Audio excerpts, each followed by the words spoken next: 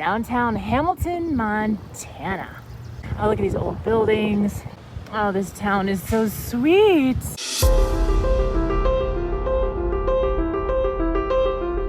Stopped for a little breakfast at a place called The Kitchen. I asked her for something on the menu that's really popular, that's unique. Cornbread with hash, hollandaise sauce. It's such a risky dish to order anything with cornbread because cornbread can be so hit or miss, overcooked or crusty or dry. And the poached egg was perfect. And sometimes you cut them open and they're stiff. The yolk shouldn't be stiff, it should be runny. The hollandaise sauce can sometimes be sour. This was delicious. I don't know how these people are doing it. I'm sure she's struggling. My dish was $10 and I left her a $5 tip. I was able to over tip her because of the generosity of the two couples that I met in Cutter City that gave me a donation. I'm trickling their donation along my trip. We're gonna go try to find the bike path that takes us up to Missoula to our next warm shower because I'm skipping segment 2, which I will talk about later.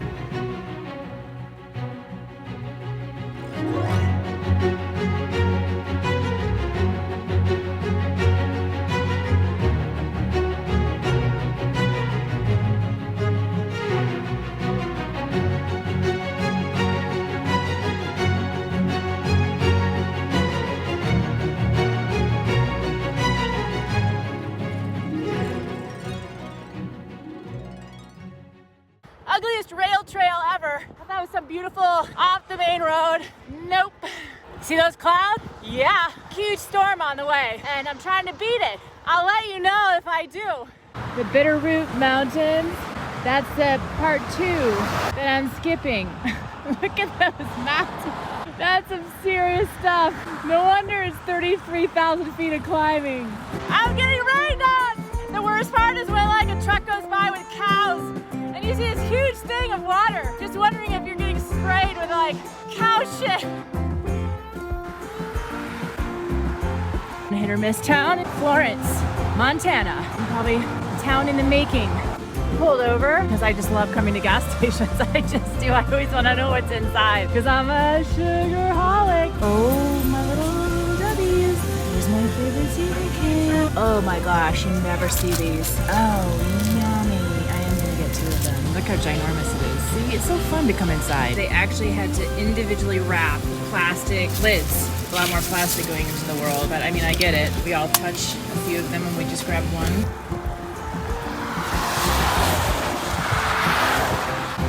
Lolo, Montana, where there are casinos, tobacco, poker, bars, strip joints. They have it all if you like to party. Missoula, Montana, and it's sort of like raw. It's all mixed, old and new. I thought it'd be more snug in mountains. I'm a little disappointed. Boom, changed. So we must have like entered the university zone and I was just sort of on the raw route. I biked from Boise, Idaho to Missoula, Montana. Anyway, I just had to share that thought. I just started giggling to myself thinking about it. It's like a really vulnerable feeling. I'm in Missoula, Montana on a bicycle. We're right at the campus. And whenever you're near a campus, usually that's when you get all the cute cafes and you get the little pretty cottage homes and beautiful streets of trees. Asheville, North Carolina, Boise, Idaho, Missoula, Montana. It's like you almost wouldn't know where you are because they're all very, I'm gonna use the term earthy. Oh, I bet this is his house. This is it. People are camping in the yard. That's my warm shower. This is fantastic. Hello? Bruce? We have had only a few cyclists this year. Normally we'd have like 100 or 150 now. Wow. 6, 7, 8. So you're the 9th cyclist for the year. Well, thank you for taking me in. Absolutely. I really appreciate it. This is very bizarre. I've never camped in a really nice neighborhood in somebody's yard before. So this guy's here. He's there. I just don't really want to be next to the sidewalk. There's my tent, little kitty cat, perfect. This house is exquisitely beautiful. Just the doors and the glass. We kept all the old fixtures. So you just kind of kept it raw. They have so many people come and stay. You can appreciate the beautiful inlays. And look at this interesting window. See the curve at the top? All the bikes. Gorgeous windows, and look at these curtain rods. Ah, just beautiful. What's your name? Watchful Raven. What's your trip? I've been on the road for 4 years. For 4 years? And where'd you come from? Where you headed? Arizona, and I'm going to Seaside, Oregon. And what? Helping a friend with a hostel. The adventure cycling, Lewis and Clark. I heard they'll weigh your bike and you'll get free ice They're cream. not weighing bikes because Oh, of the coronavirus, no. but you can get free ice cream, soda, a bandana. And this is, wait, now it's your turn. Bandana? Yep. Well, I'm gonna go there tomorrow now. There you go. What's your name and what's your trip? Joe, Salt Lake City up to Glacier National Park. You chose your route or you're following a route already done? Making my own, and still making my own. So when you get to Glacier, what are you going to do then? Train home. Where do you live? Chicago. Why did you start in Salt Lake? I read something a while ago when I was sort of getting into the Wasatch Mountains. And I was like, oh, that sounds interesting, but they're pretty dry. They were interesting for a while, but it was too damn hot. Coming from a low altitude / humid area, it was wearing me out. Did you have to take off work for this or are you just not working? Or? I'm not working. And this is his tent. He's very high maintenance. It's Bruce's. It's got space for animals too. Oh my gosh. Joe is very educated about bicycles. Well, I built this one up, except for not making the frame. And it's been hit by cars twice. Those are clip pedals. How that name came, because it makes no sense. Those old ones had clips. They were a piece of, they were plastic or something that came this way and caught the back edge of the pedal. And then the thing on the front that you cinched around it was called a toe clip. So those were clip pedals. The clipless term that sounds weird, is I know, because you eliminated that old school clip, whereas you're clicking in now. Check out your funky handlebars. I've seen the dual kind, but this is really That's good for gravel. cool. It's really good for gravel. What is this style called? Mustache? It's appropriate. Screw will change its tension. If you go in or you go out, then it'll make it tighter and firmer. Yeah. How did you know this? I had one. The right one here, adjust where this can go in, max or min. The left one is for this adjustment out here. The key is turn it like a quarter of a turn so you can hopefully see from the back if this is moving. You keep track of how much you moved it. I love your frame back there. It was only $40. Oh, don't tell me that. I had like the Rebelade, I tried the Ortlieb, I tried, all the whatever, and I ordered all of them and I laid them out. And this one, because it was softer, I was able to mush more in it. I even tried the Salsa cut throat that's made for this frame, and I still preferred the Moose Trek. You saw the one on mine. Yeah. That was $80. Oh, wow. And I got it at cost because I got it through my sponsor. Place I was told to come to for some great pastries, but unfortunately, this is what it looked like when I arrived. Everything's sold out, but I did get the last lemon poppy scone. We're gonna go over to Adventure Cycling, which is headquarters is here. You get free ice cream, and usually they'll weigh your bike, but they're not doing that because of the virus. I would actually sacrifice the ice cream to get my bike weighed, and that is a very big deal, as you know, for me. This reminds me of Austin. They had the Bat Bridge.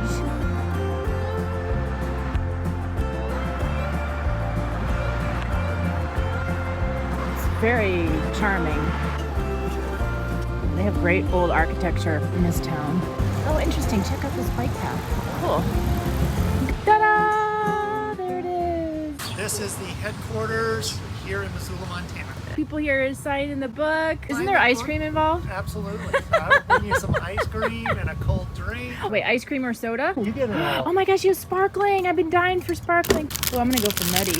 My scarf, thank you. We're just gonna get this on video because Jeff is being held accountable for rerouting my life. Oh my God, liability. Liability right here.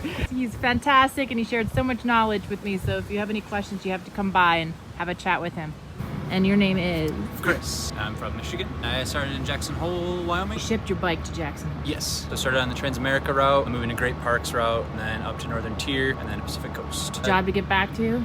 Going back to Michigan. All my family and friends are there. How long do you think it's going to take you, or don't you care? You're just like, whatever. I'm trying to get back to Michigan by mid-September. I'd like to end up probably around the Redwoods is like the last kind of like terminus of it, I guess. And maybe hop down to San Francisco and catch like an Amtrak back. Are you doing primarily warm showers or campsites? Campsites. Once a week or week and a half, I'll grab like a motel or actually stay in the hostel up the road here. Recharge the batteries, Yeah. both literally and metaphorically. I'm doing an easy day to day, like 20 miles or so. I'm averaging around like 50 to 60. The idea kind of came around last year. I ran into an old friend. Him and I had done a tour from Michigan to New York 12 years ago. We did it very poorly, no resources, and we shared a tiny tent and it sucked, but it was a lot of fun. So I decided, I'm older, have better gear, and I'm wiser, so now I'm gonna do a proper tour. He thinks he's wiser. He's I hoping think, he's yeah. wiser. Probably not at all. Thanks for letting me ask you questions. Yeah, of course. I just came over to Hellgate Cyclery. Adventure Cyclist sent me here. Kid was really helpful at helping me understand my chainring because it was kind of skipping. The guy here said no, he wouldn't touch these. He tightened the chain a little. I should really just only mess with this if I have the issue, but everything looked good. He, first asked if I could leave the bike and I said I kind of no. because I'm just getting ready to leave. So he could have turned me away, and he didn't. He took me in, did it 2 seconds. Another generous act. I just have had so many of those experiences on this trip. People think there's something about feeling unsafe. I feel so safe and so looked after from all the generosity of strangers that I've experienced along the way. Let's go see this architecturally gorgeous town of Missoula, Montana. Look at the beautiful Capitol building down at the end of the alley. This town has bike racks in front of almost every place. There's also trees, so your locks and stuff aren't baking in the sun. And then they have this inner bike path, so you're not worrying about cars. Just went into this awesome bakery. I got a piece of pecan pie. The guy went to find a plastic bag for me so I could knot it to my bike. You can appreciate trying to carry food on your bicycle. Hidden charm in the alleyways. Loving those tires. How fantastic is this building? Oh my goodness. Really cute town.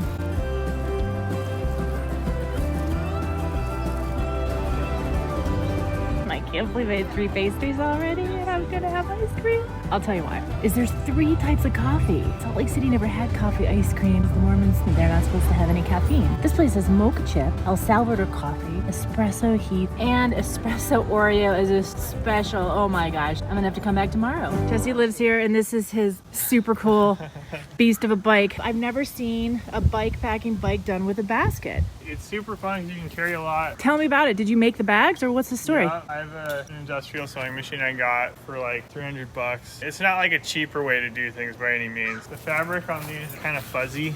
I think for hunting they have it so it's like quieter. Huge basket in the front. This is actually like an ammo drop pouch. It's really hard to like bunny hop like a fully loaded touring bike. If there's a rock in the road and you hit it hard enough, you can like bump your front up. And if you time it right, you can bump your back up. So I do that pretty much constantly when I'm bike packing. So I cracked my front rack doing that, I think. How many gears? 11 to 46 in the back with a 34 tooth up front. There was rarely a time that I couldn't get up anything on the divide. I found that I would spin out a little bit on descents, but that only happened maybe 2 or 3 times. I picked this frame because I had an older 86 Shogun Prairie Breaker that I really loved to bike pack on, but I wanted something that would accommodate some more modern functionality like disc brakes, wider range cassettes, wider hubs, and it's pretty heavy, fully loaded. I bet it's around 80 pounds. I actually found a small titanium wok made for the kitchen. It fit right inside of my basket. We make stir fry a lot on the trail. It's such a cool bike. Thank you. Thank you. I'm glad you brought it out because it was so interesting.